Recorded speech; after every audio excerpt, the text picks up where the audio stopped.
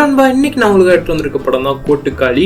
மதுரை ஸ்லாங்ல கோட்டுக்காளினா அடங்கா பிடாரிங்கிறத அர்த்தம். இந்த படத்தை எடுத்த டைரக்டர் இதுக்கு முன்னாடி கூழாங்கல்னு ஒரு படத்தை எடுத்திருக்காரு. அந்த படத்தோட கான்செப்ட் உங்களுக்கு புரிஞ்சுன்னா கண்டிப்பா இந்த படத்தோட கான்செப்டும் உங்களுக்கு புரியும் நண்பா. ஏன்னா இந்த படம் நார்மலா போய் நீங்க வந்து என்ஜாய் பண்ணி பார்க்க வேண்டிய ஒரு படம் கிடையாது. நார்மலா ஒரு ரியாலிட்டி ஸ்டோரி ரியலாவே காமிச்சா எப்படி இருக்கும் அப்படிங்கறத ரொம்ப அழகா பார்த்தீங்கன்னா பிரசன்ட் பண்ணியிருக்காங்க. ஒரு நாள் நைட்டு ஒரு அம்மா வந்து திருநீரை நம்ம ஹீரோயின் நெத்தியில வச்சுட்டு போறாங்க. அப்படியே நம்ம ஹீரோயினுக்கு பக்கத்துல பார்த்தா ஒரு சேவலை சங்கிலியால காலில் கட்டி போட்டு வச்சிருக்காங்க. அடுத்த நாள் காலையில கட்டி போட்டுருக்கிற சேவல் அவுந்துட்டு ஓட வீட்டுல இருக்கிற 2 பேரும் பிடிக்க ட்ரை பண்றாங்க. அப்படியே மீதி எல்லாருமே வந்து ஹீரோயினை கூட்டுவாங்களா பேய் ஓட்ட போறான்னு சொல்லி ஒரு ஆட்டோல பார்த்தீங்கன்னா ஹீரோயினை ஏத்துறாங்க. தான் ஹீரோயின் காமிக்கிறாங்க. ஹீரோவும் இப்ப பேய் ஓட்டுறதுதான் போயிட்டு இருக்காரு.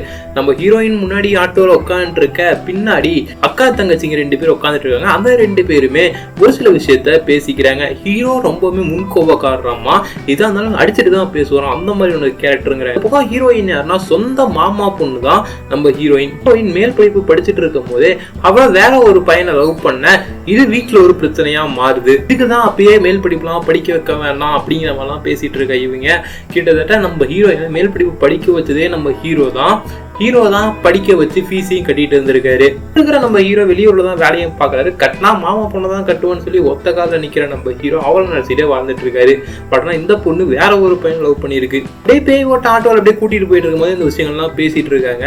ஒரு இடத்துல ஒரு போலீஸ்காரரை நிறுத்தி நம்ம ஹீரோட்ட கேட்கறாரு, எங்கடா போயிட்டு இருக்கீங்க எல்லாங்கிற மாதிரி. கிட்டத்தட்ட வண்டிலையும் போறாங்க ஆட்டோலையும் போறாங்க. என்னன்னு சொல்லி கேட்க போலீஸ்கார்ட்ட ஹீரோ உள்ள பிள்ளைக்கு பேய் பிடிச்சிருக்கு சார், நாங்க அதை ஓட்டத்துக்காக குலதெய்வ கோயிலுக்கு போயிட்டு இருக்கோம்னு சொல்ல, அப்புறம் ஒரு வழியா அங்க வந்து கிளம்புறாங்க. போற வழியிலே ஒரு இடத்துல சீர் கொண்டு போயிட்டு இருக்காங்க ஒரு ஃபங்க்ஷனுக்காக. சும்மா தடபூடெல்லாம் அங்க நடந்துட்டு இருக்கு. பின்னாடி இருக்கிறவங்க எல்லாம் எப்படா இந்த ஃபங்க்ஷன் எல்லாம் முடியும், எப்படா நமக்கு வழி விடுவாங்க மாதிரி பார்த்துட்டு இருக்க. நம்ம ஹீரோ ஒரு கட்டத்துல கோபம் பொறுக்க முடியாம அங்க இருக்கிறவங்க எல்லாம் போட அடிச்சு அங்க ஒரு பிரச்சனையை பண்ணி விடுறாரு.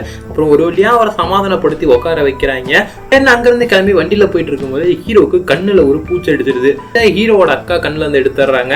இதுக்கப்புறம் நீ வண்டியில வரவானா ஆட்டோலயே வான்னு சொல்லி நம்ம ஹீரோவும் ஏத்திக்கிறாங்க. இப்ப ஹீரோவும் ஆட்டோல தான் வராரு. கடைசியா கிளைமேக்ஸ்ல ஒரு வழியா குலதெய்வ கோயிலுக்கு வந்து நிக்க ஹீரோ போய் ஃபர்ஸ்ட் பாக்குறாரு. அங்க வேற ஒருத்தவங்களுக்கு வந்து பேய் ஓட்டிட்டு இருக்காங்க. இதெல்லாம் பார்த்து முடிச்சுட்டு ஹீரோ வெளியே வந்து நிக்கிறாரு ஒரு இடத்துல. ஹீரோயினுக்கு தான் பேய் ஓட்டணும். தேவையான விஷயங்கள்லாம் எடுத்து கொண்டு போய் வைக்க ஹீரோ மட்டும் கொஞ்சம் தூரத்துல நிக்கிறாரு.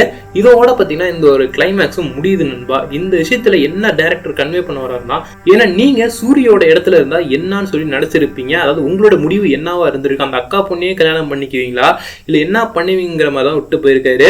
ஏன் இப்படி சொல்றேன்னா, அக்கா பொண்ணை நினைச்சுக்கிட்டே சூரிய ஒரு இடத்துல வெளியூர்ல போய் வேலை செஞ்சுட்டு இருக்காரு. பட் ஆனா இந்த பொண்ணு அதே சமயம் படிக்க வச்சுட்டு இருக்கேன். இந்த பொண்ணு வேற ஒரு பையனை பார்த்தீங்கன்னா லவ் பண்ணிருது. அதனாலயே என்னமோ தெரியல பேய் அந்த மாதிரி உட்காந்துட்டு இருக்கு.